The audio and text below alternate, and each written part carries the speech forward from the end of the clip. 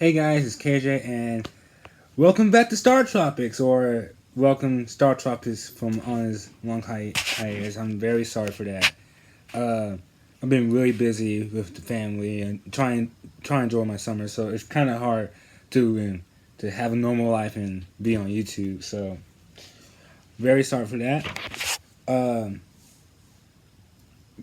and I want to get back on track with Startropics. So before we do Sonic Treasure, and in the meantime, I know there's been a lack of Cage Barber Show episodes, but I'm getting back into the flow of things. So this is the first video.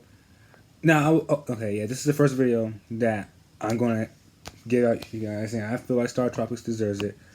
And two, I'm gonna be on vacation in 2 days, so I'm not telling you where I'm going, but I'm just saying I'll be taking a break because I'm going on vacation. So yeah, so it won't be a few videos for the first half of the week, maybe, I don't know, but I'll try to get as much as I can. So let's start. So if now I gotta give you guys a full on recap. The last episode, or now we're gonna call this chapter. I'm gonna call these chapters now.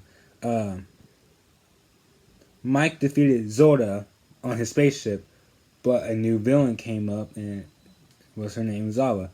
So we don't know what's the deal with her, but as the story goes on, we will learn more about her. So let's go. I'm holding my camera like this because this is actually more comfortable. I like holding my iPad like this. So yeah, so let's get on with it. We start off this episode with Mike back on Sea Island in his bed, waking up, and Dr. Jones checking on him, stuff like that. And Mike asks, like pretty much this is after the spaceship exploded back in chapter 7. So Mike is now, he saved the day. So he's now like, where's the Argonians? Did he just stop somewhere? Natcom and Recom said, yeah, they just left. Like, literally just left. So Mike finds that they didn't say hi or anything, because that's what they did in the first game. So pretty much it's the end of the game. Well, not to Mike. When Mike tries to go to his subsea, just chill out in there, he noticed that the villagers are like surrounding it, like hogging it, like they push him away from it. You ever seen the Truman Show of how people, like you ever seen the Truman Show with Jim Carrey where if Jim is going off the like if he's going off the road, like taking a different route, people will automatically try to block him from going out. Something like that. Or if he, most iconically to me, where he tried to have this one girl, he likes this other girl, but he likes this one girl, and that girl likes him back, but somehow this other girl gets in front of him, and they end up married, but he didn't like her. So, anyways, that's pretty much what happens. And Michael's like, okay, he needs to sneak by these guys because now he's getting suspicious. So he sneaks by them, gets in the subsea, and he finds that one letter from the beginning of the game from Dr. Jones himself and reads it. But he noticed that there's some letters that are really dried out. So he dips. But it doesn't tell you anything. Well, it does tell you dip. Okay, the thing is that the game itself, Star Tropics 3, I want the game to come with a letter itself, like in game, like if you open the case, there'll be a letter. You gotta dip that into water, and it tells you, I'm sorry. I'm trying to remember. I haven't done this in a while. Anyways, never mind. Forget about that. But it tells you Dr. Jones' shoe frequency back in the first game, 1776, which is a reference to 4th of July, 76. But also it tells the audience and Mike that there's a new planet. Wait, was it a planet? I don't think it was a planet. There was this island that Mike is on that's virtual reality. So it messes with your mind. It's not there. It's fake. So Mike knows that this sea island he's on is not the real sea island. It's a fake sea island, and that pretty much put Mike's like thoughts together. It's like this is not the real place. Like I gotta get out of here. And because they try to make you stay on the island. They try to make up excuses like, oh, don't go after the Argonians. They're fine, but no, they're gone. So Mike gotta get the subsea. And he noticed that since at the end of chapter 7, you guys remember, everybody went to space. So at that point, he knows that they cannot be on Earth.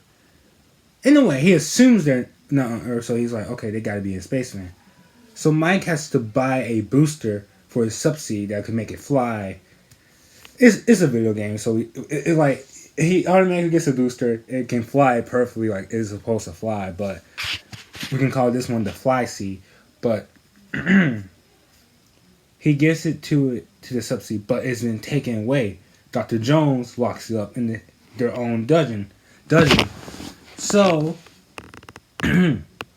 Mike has to go through the same dungeon, but this time it's reverse. Like it's a reverse, much harder version of the dungeon from chapter 1. And Mike does not fight a boss. He goes up to Dr. Jones, the fake Dr. Jones, and the fake Natcon Recon at the end of the dungeon, and he asks them, since these are clones, they don't know everything about you or anybody. Mike, you gotta ask a question where only the real Dr. Jones would answer. The answer you gotta pick is what is the shoes frequency of your shoes. And automatically, since they can't get that one right, they're gonna explode right there. And Mike gets in the subsea as fake villagers trying to hold him down. But he uses booster, and Mike flies out off the island and off the planet Earth. The island that he was on is called the Fake Island. Simple as that. So Mike decides to take a break. He needs to put the subsea on autopilot. So he'd be drifting in space, but just stay in one lane in space. Are there any lanes in space? When he goes to bed, Mike has a dream with Mika. Mika tells him, like Mika's all excited to see him again because she's telepathically speaking to him, and she was saying all this stuff like, it's been so long since we see each other. Thank you for rescuing us. But then she was like, okay, let me get you the real big details. Zala is Zola's mom, and she has this seed called the evil seed, and it will grow to the galactic rose. But she needs a special type of soil that can actually grow it. There's a city on the Argonian planet that's called it's the lost Argonian city, and the city on the Argonians, the lost city, has a special soil for that evil seed. That's why she wants the Argonians to lead her to it.